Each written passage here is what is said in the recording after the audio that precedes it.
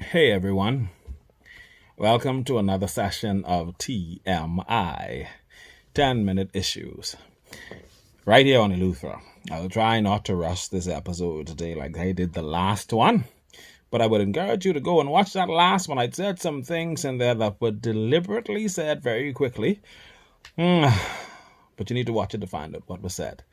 Anyhow, TMI is a production of ALG Media and Communications. We do have a business license and we can do promotions, accept sponsors, and share information via the information superhighway, the internet. All right? So today, our two oldest sons are still in hospital. And of course, we solicit your prayers. Law enforcement this week conducted a raid on Harbor Island. And everyone is thanking COI. No, scratch that. Those not in the know are thanking COI for what transpired because, of course, you know, COI was here having their little rally or meeting or gathering, of course, and doing their stuff on 𝐓𝐿𝐶.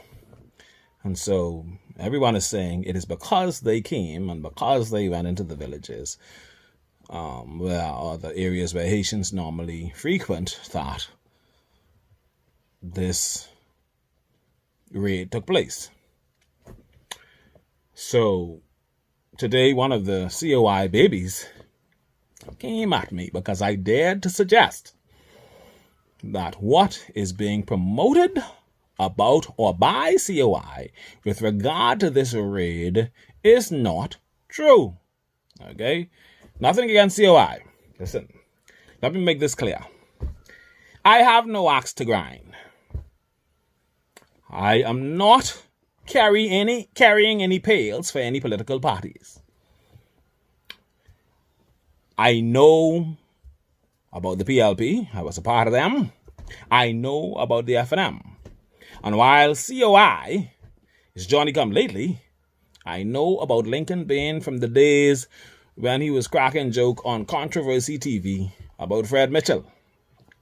So I'm not new to this. And I also know, he sang Brand New World. Great rendition, by the way. Brand New World, which was originally sang by my uncle, Al Gibson, and the Visionaires with Miles Monroe and those. So I know these people and I have these connections. I don't know Lincoln Bain personally. I did have personal connections with Perry Christie and Hubert Ingram and other persons, but as it relates to Lincoln Bain, no.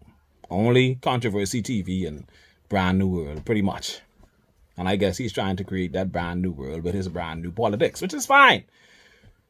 I support young people trying to move forward, trying to do things, trying to make changes, which is all good and well. But let's not be foolish. And let's not ride on the coattails of garbage and lies and disinformation.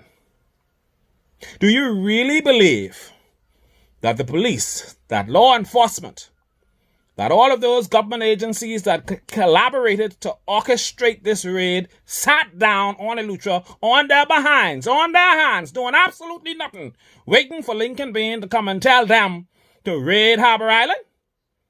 Who is foolish enough to accept that ridiculous story? It is not true. Absolutely untrue. While I understand that Lincoln Bain was fortunate to have a coincidence, COI, fortunate to have a coincidence that they arrived at a time when a raid that had already been planned in advance is taking place, so they got to take all the credit, it does not make sense. Because then what you're saying then is the police and law enforcement and the other agencies, immigration, they don't know what the hell they're doing. They're just sitting down here waiting for one politician to tell them what to do. That makes absolutely no sense. And it did not happen. The raid took place the way it did at this particular time because at a time when the person who was leaking information previous to them, because they had other raids as attempts as well that were not successful because somebody leaked information. And so that person who was leaking information is not here. And so this was the ideal time to execute that raid when the connection within one of those law enforcement agencies was not here to tell anybody what was coming for them. And it was a very, very successful raid. Congratulations to all of the agencies involved for doing a very good job. And I want you to know that these people did these jobs by themselves without any agitation or inspiration from COI or any other eye. Foolishness. It is not true. It is garbage. But I don't blame them. That's why when I saw it, I said, let them get the praise for it. But it is not them. We know better, because then that would mean that Lincoln needs to go to every island, because all of a sudden, as soon as he arrives, things happen, which is absolutely ridiculous. You mean to tell me these government workers now waiting for Lincoln to arrive for them to work? Does that make sense to you? It does not make sense to me. Anyway, let me move on. A Disney employee told me that he's working for a contractor under ISD, and the contractor isn't paying him on time. He complained to me today, and he told me, and he was, while he's complaining to me, he was headed to the boat, and he told me other persons are leaving. ISD, I understand you got one contractor there. I think they said the man is a Cash or somebody, I don't know who it is, but for God's sake, tell Cash, or whoever the person is, pay your employees on time, or ISD, fire that contractor and get a contractor who's going to not cause embarrassment to the entire Disney project. For Jesus' sake, do better. I see Disney, I understand Disney's getting ready to do a solar plant to Lighthouse Point. For God's sake, Disney, tie in with BPL, because BPL need help. Don't mind Siobhan Campbell on the radio, the manager of BPL, talking about they get 8 out of 10 based on their performance. No, sir. He meant 8 out of 10 out of 100. He made a mistake. He was only cracking a joke. He probably was on the peace pipe at the time when he was doing that interview. Absolute foolishness. Yeah. BPL, do better. And I hope you all giving your workers water, because I told you all in the last episode that was what they were complaining about. Let me see what else I got. BDC is doing garbage in South Andres. The people can't make no phone calls. My damn mother, every time I call her and I try to talk to her on the phone sound like it got fish in it, like my mother could fry fish. And you know we didn't turn off the gas, so she don't know the gas turned off now. She think the gas on and it just run out. But listen to me, for Jesus' sake. BDC, do better. Why are you hurting them poor people in South Andres? And while you at it, come to Deep Creek too, because my cell phone is useless when I get to Deep Creek. And if the current go off, God help you, because the phone just go off with it. For God's sake, BDC, do better. COVID is still rampant. For Jesus' sake, people, be careful. Wear your mask, social distance, be careful.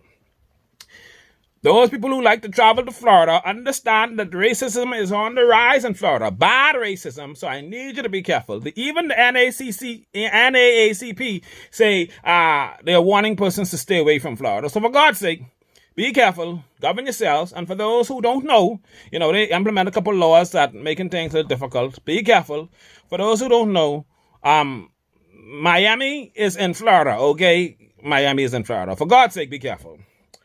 On the last episode, I told you about these Facebook and WhatsApp scammers. I need you to be careful of them.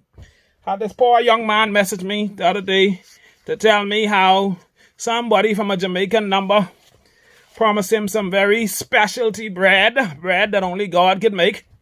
And he sent them the money, $200 to get his specialty bread, and they took the money on some cash, and they did not give him any bread. And he gets winged. Be careful, for God's sake. Even some of these car companies, be careful. Don't send your money to them. Make sure that they are legit. Be careful. There's too many people, too many crooks out there working hard to steal your hard-earned money. All right? Be careful, for God's sake. And now, I would like to shine our spotlight, on some good people from Deep Creek and Greencastle. That's Deanne and Ernell Thompson.